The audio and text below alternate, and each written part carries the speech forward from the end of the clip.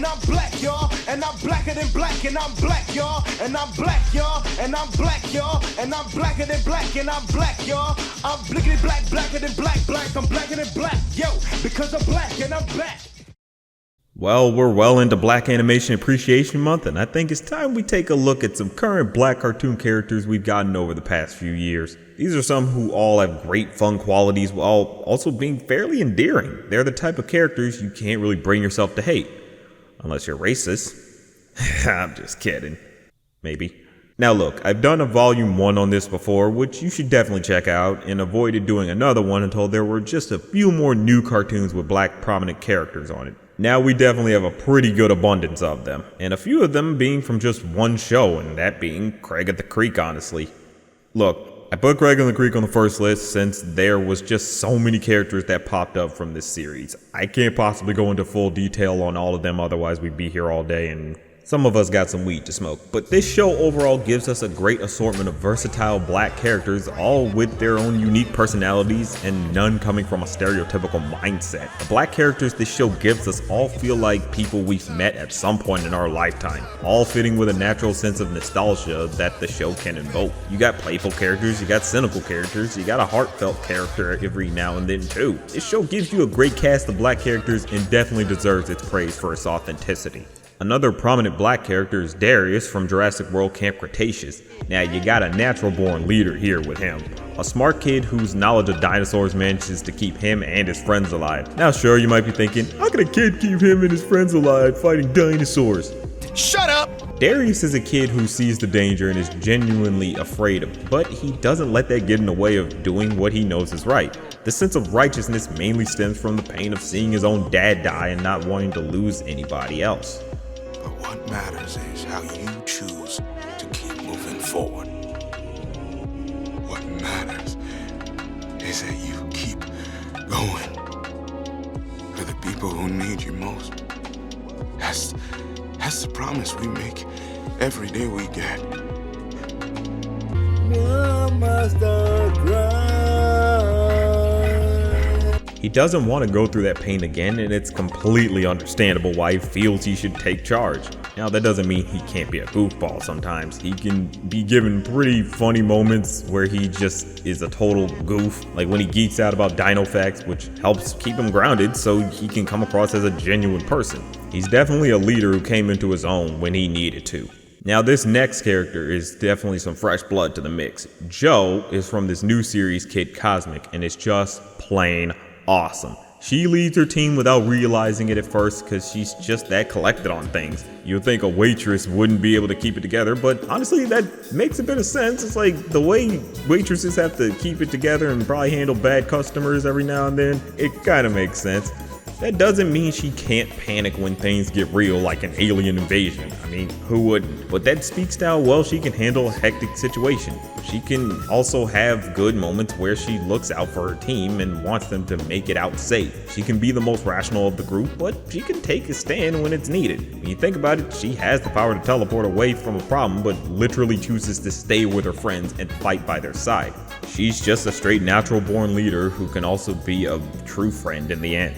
And to my daughter, the fearless leader. Ugh, I don't know about that, Mom. Now this next character is definitely someone who took some getting used to, but he definitely came into his own, and that's Mitch Williams from Glitch Text.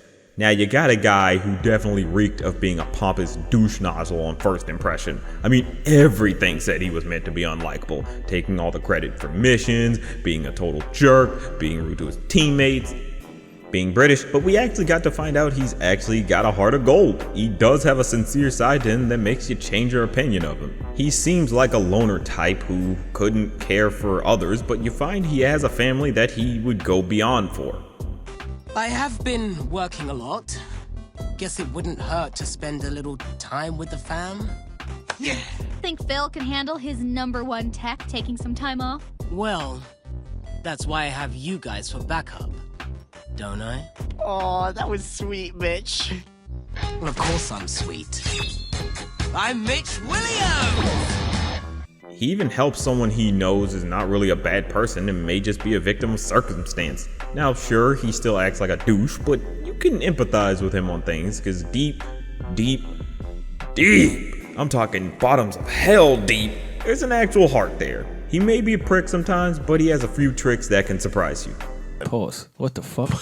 Okay, these next characters come from the same series, so I'm talking about them all together because I eventually want to go do some black guy things. But I'm talking mainly about Kipo, Benson, Wolf, and Kipo's dad, Leo, from Kipo and the Age of Wonder Beast. Here you got 4 whole characters that are just black excellence incarnate.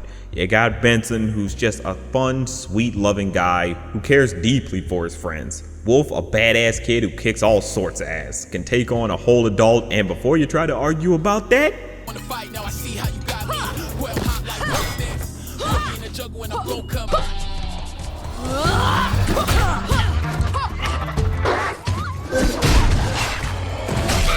your argument is invalid. Kipo's dad Leo may as well be dad of the year, barring some unfortunate happenings here and there. Always caring and looking out for his daughter as much as he can. And Kipo is just a bubbly ray of sunshine. I mean, only Kipo can be the one to use prom as a means to bring peace between mutes and humans. Only her. Like, you can't think of anybody else who would do something like that. That's just crazy, but Kipo wears crazy like a badge of honor. This whole group is a bunch of misfits that all work perfectly with each other. You can't bring yourself to hate anyone in this group, and if you do, you just have no soul. They all have something that makes you enjoy them, but at the same time, you can empathize with them since they all go through the same problem of surviving in a mutant apocalypse filled with dubstep bees. What? You can get genuine moments from all of them bonding with others or just bonding with each other, and that makes it easy to connect with them, especially when they have moments of introspection about themselves. Kipo is absolutely fun and is a literal giant jaguar. Way too cool. Wolf kicks all kinds of ass, Benson's hilarious, and Leo just holds it down as a father. You got an excellent group of kings and queens that are just plain great.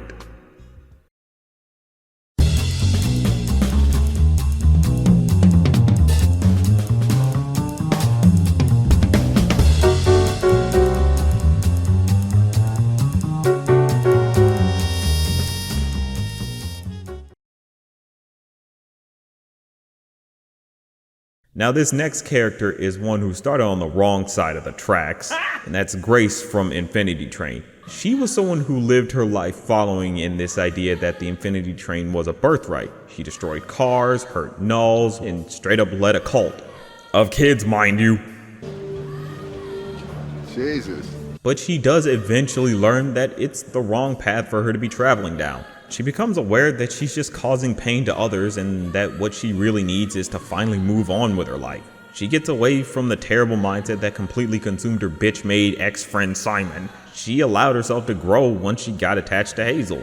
Now, she still hurt Hazel in the end and that bit her in the ass, but that began her means to redemption because she realized she can't keep living like that. It's just gonna make people move away from her. She actually takes it upon herself to lead those kids to be better, so they can get off the train. She gets a genuine revelation and grows for the better, and that's something you gotta appreciate about her.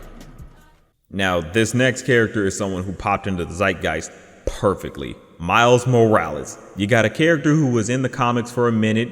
From what I heard, he wasn't well liked by many, but once he got his own movie, it turned around quick. A fun, energetic guy who came into his own as Spider-Man. He took the reins from Peter Parker and made it as his own hero. That's something you gotta appreciate about Miles. He didn't stay in Peter's shadow and made it on his own. That's just something I find pretty compelling about him. Granted, he still needed to have the dead uncle thing for him, but you know, can't go somewhere without running over some people. Huh? Miles did start off pretty fumbly, you know. He couldn't get the hang of things, ripped someone's hair out, but he finally got it together and became the hero he was meant to be. He became a beloved Spider-Man to the mainstream, a true black hero for the youth to inspire more to come. Now, not enough people talk about this very prominent black character, and that's Gaz Diggsy from Ballmasters 9009. This is someone who had the redemption arc of a century. A total drunkard who goes on a bender destroying shit, gets put on a team of losers, gets beaten in all her games for a minute, and then turns things around and makes something of that team and herself and wins the championship. She basically had a comeback of a lifetime without she connected with her team. She at first hated their guts, but eventually grew to bond and care about them to a point she wouldn't trade them for anything, even for fame and riches. Like, come on now. How can anyone not find that endearing? Plus, she can have good moments of connections with her teammates like with Ace. I I'm so sorry, Gaz. How could I do this to my captain, my hero, my friend? Don't sweat it. Being a big chef you up just as bad as being a loser. Sure does. I kinda thought I was a god for a second. Well, you know God, kid, 'cause I believe in you. Cosmic. She had her genuine moments to be a better person, and she did not waste them, and that is just absolutely why people need to be talking more about her. She is just excellent. Now, if you haven't seen the second season of Final Space, I should warn you there are bound to be some spoilers, so you may want to skip this segment, but otherwise, this is Nightfall from Final Space, a truly unique and somewhat tragic character. Nightfall is basically an alternate version of another character named Quinn. In her dimension, she lost the love of her life, Gary, and now spends her time helping that Gary from the other dimension. I'm just confused. It becomes tragic for her because deep down she knows that's not her Gary, and she hasn't fully come to grips with the fact that he's gone. It's sad, but it speaks to the strength of her character. She keeps her rationale through such a tragedy to pull through for that dimension's Gary and his team simply because she doesn't want that Gary to suffer like she did. She goes as far as to sacrifice herself just to save that Gary and allow him to save the Quinn of his dimension. She was truly honorable and absolutely selfless in her endeavors. Now, these last two come from the same show, so it's the same rules as Kipo here, but it's Bo and Natasha from She-Ra and the Princesses of Power. Great characters throughout the series run. Granted, one of them didn't get much time dedicated to them until the final season, but let us have something, damn it! Natasha straight kept it all together the best she could when the Horde Prime was taking over everything, even when her wife ended up being controlled by them. She took charge as she became a major player in the battle against the Horde in the end. Like, you would expect for her to just fall apart, but she found that black women's strength and held shit down. Don't ever doubt the power of black excellence, baby. Speaking of which, Bo also kept shit together by pretty much being the rational one of his group. He had a lot riding on his back, especially with him wanting to keep his dad safe. But it goes a bit further for him with his capabilities as a warrior. A good weapons technician and also a bit of a goober. He somehow can keep a smile on his face with the world crumbling around him, and that's honestly just very honorable.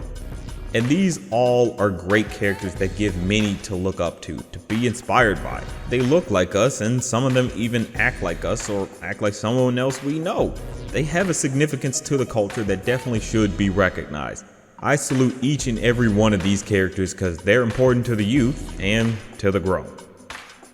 But that's just a thought.